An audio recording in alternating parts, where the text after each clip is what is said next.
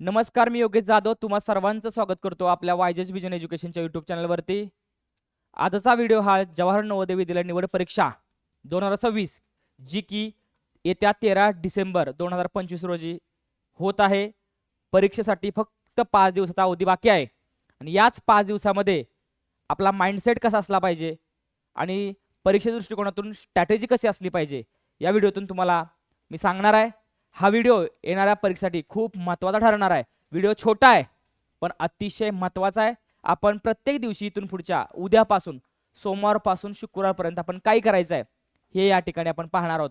तर चला व्हिडिओ शेवट पण पहा। एक एक मुद्दा हा अनुभवाचा आहे शब्द तो प्रत्येकाने ऐकून घ्यायचा आहे आणि त्याच पद्धतीने येणाऱ्या परीक्षेसाठी तुम्ही आत्मविश्वासाने परीक्षेला जायचं आहे। प्रथम तुम्ही सर्वांनी गेली वर्षभर चांगला अभ्यास केलाय, चांगला सराव केलेला आहे, तुमचा अभ्यास सर्व झालेला आहे, तुमच्या शिक्षकांनी तुमच्याकडे भरपूर साऱ्या प्रश्नपत्रिका सोडवून घेतलेल्या आहेत। आता फक्त जो विद्यार्थी येणाऱ्या परीक्षेमध्ये चुका कमी करेल, अचूकता त्याकडे असेल, तोच विद्यार्थी येत्या जवाहर नवोदय निवड परीक्षेमध्ये त्याचं सिलेक्शन होणार आहे। त्यामुळं आजपासून आपण फक्त चुका कमी करण्याकडे लक्ष दिलं पाहिजे। तर चला व्हिडिओला सुरुवात करूया। शेवटच्या 5 दिवसात कोणती स्ट्रॅटेजी असली पाहिजे आणि काय वापरायचे आहेत, तर पहिल्या दिवशी आपण काय करायचं आहे तर विकनेस आयडेंटिफिकेशन। आता विकनेस म्हणजे काय, तुमचा कोणता भाग अजून कमकुवत आहे। लक्षात ठेवा, एक पहिल्या प्रश्नापासून ते 80व्या प्रश्नापर्यंत पूर्णपणे सर्व प्रश्न सोडवणं गरजेचं आहे। एक जरी प्रश्न तुमच्याकडे मिस झाला तरी तुमच्या येणाऱ्या मेरिटमधून तुमचा एक गुण कमी होणार, लक्षात घ्या। त्यामुळं संपूर्ण प्रश्न सोडवणं हे तुमचं टार्गेट असलं पाहिजे। अजून जरी तुमचा एखादा प्रश्न चुकत असेल तो विकनेस पॉइंट कोणता आहे तो शोधून काढा। तिन्ही विषयामधला कोणकोणता विकनेस पॉइंट आहे ज्यामध्ये तुम्ही कमकुवत आहात, अजूनही त्या विषयामधला त्या घटकामधला प्रश्न तुमचा वारंवार चुकतोय, त्याच्यावरती भर द्या। कारण झालेलं आहे पक्क त्याच्याकडे लक्ष देऊ नका, जे नाही झालेलं, कारण तुम्हाला पूर्णच्या पूर्ण मार्क्स मिळवणं गरजेचं आहे, लक्षात घ्या। त्यामुळं तुमचे कच्चे दुवे कोणते आहेत, तुमच्याकडं सोडवत असताना कोणत्या घटकामध्ये तुम्हाला मार्क्स कमी मिळत आहेत ते शोधून काढा। आता आजपर्यंत तुम्ही शोधला असेलच, पण येत्या परीक्षेमध्ये चांगल्या मुलांसाठी सांगतोय की आजपर्यंत ह्या मागल्या 8-10 दिवसात, 15 दिवसात, महिन्याभरात आपला कोणता प्रश्न वारंवार चुकतोय आणि त्यावर तो आल्यानंतर आपल्या अडचणी आपल्याला त्या ठिकाणी येत आहेत, तो प्रश्न शिक्षकांकडून समजून घ्या। तुमच्या शंका, तुमचे कमकुवत पॉईंट तुम्ही शोधा आणि ते कुमकुम तुमच्या असणाऱ्या शिक्षकांना, मार्गदर्शक शिक्षकांना शाळेत तुम्ही सांगा, त्यावर ते काम केलं जाईल आणि तुमचे ते कच्चे दुवे पक्के केले जातील, हे लक्षात घ्या। पहिल्या दिवशी उद्या तुम्ही फक्त काय करायचं आहे, तुमचा असणारा मागे राहिलेला भाग, कमकुवत भाग, विकनेस पॉइंट कोणता आहे तो तुम्ही शोधायचा आहे उद्या तिन्ही विषयातला, लक्षात घ्या।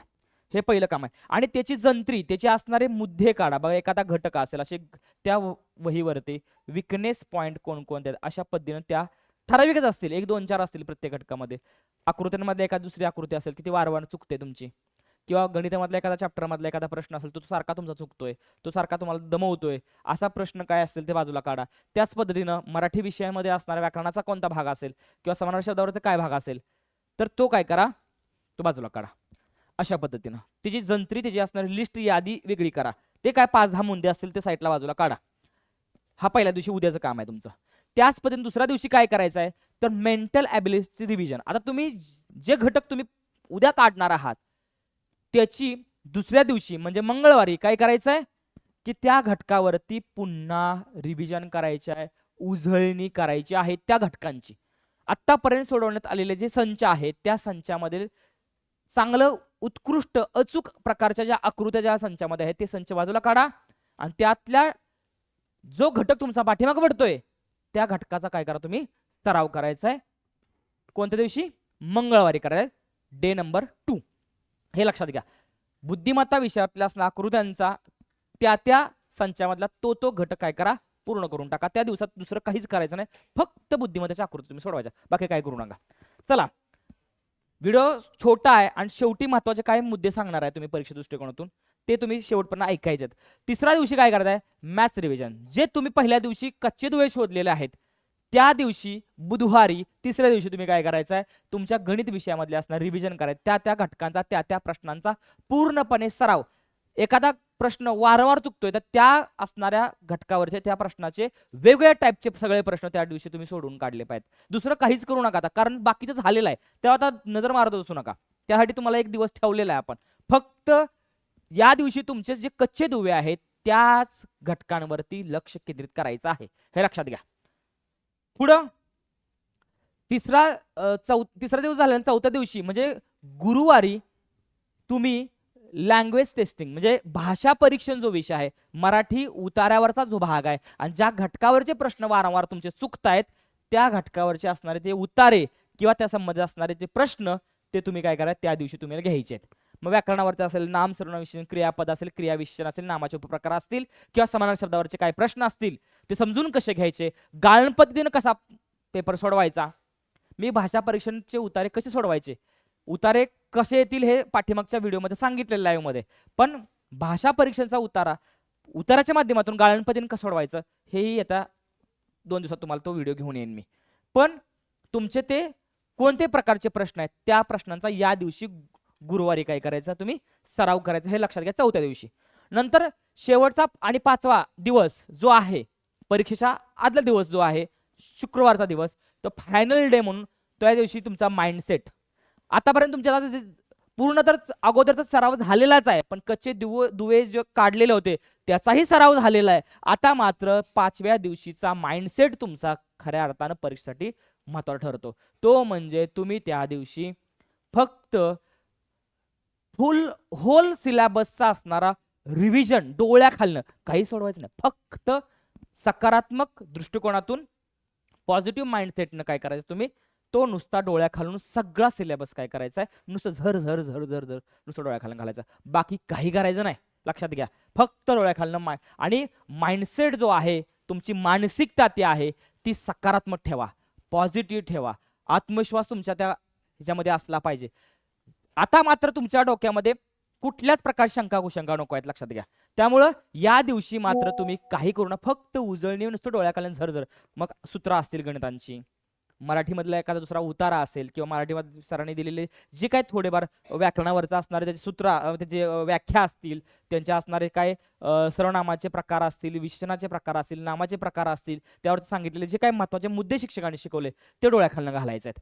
त्याच्यानंतर बुद्धिमत्तेच्या आकृत्या सरांनी ज्या पद्धतीनं आजपर्यंत तुम्हाला सांगितलं त्याच पद्धतीनं तुम्ही सोडवताय ते मुद्दे पुन्हा आठवण्याचा आणि त्याची रिव्हिजन करण्याचा प्रयत्न करायचा. सोडवायचं काहीच नाही, फक्त डोळ्याखालून घालायचं, डोळ्यांनी मनानी डोळ्यांनी फक्त नजरेखालून घालायचं आहे, बाकी काही करायचं नाही.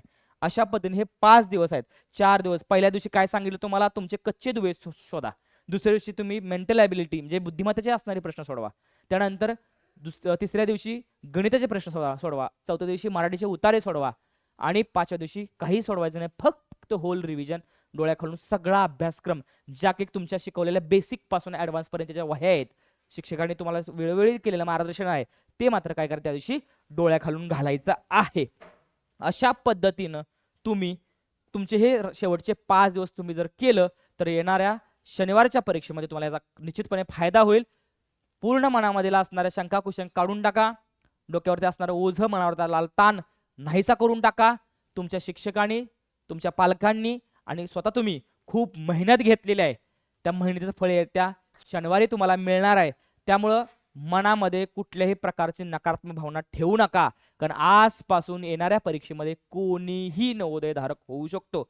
भले आजपर्यंत तुम्हाला मार्क्स कमी मिळाले असतील तरी सुद्धा शेवटच्या दिवशी तुम्हाला ती पूर्णपणे मार्क्स मिळण्यासाठी भगवान तुमच्यासोबत असेल, लक्षात घ्या. त्यामुळे हे 5 दिवसाचा माइंडसेट कसा असला पाहिजे, कशी रिव्हिजन करायचे हे तुम्हाला सांगितलेलं आहे.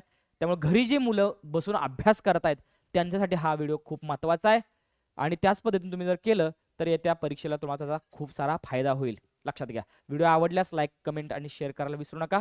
अशाच पद्धतीने दररोज काय करतो, छोटे छोटे व्हिडिओ तुमच्यासाठी घेऊन येईन. व्हिडिओ छोटा असला तरी खूप फायद्याचा आहे. अजून तुम्हाला वाटतंय की ह्यावरती व्हिडिओ केला पाहिजे, त्याच्यावरती व्हिडिओ घेऊन येईन. कमेंटमध्ये तुम्ही सांगायचं की सर ह्या गोष्टीवरती व्हिडिओ बनवा, 4-5 मिनिटाचा तोही व्हिडिओ तुमच्यासाठी येत्या परीक्षेपर्यंत घेऊन येईन. तो पण थांबतो. Bye bye, good bye, take care, good bye. जय हिंद, जय महाराज, जय करमीर, जय शिवराय.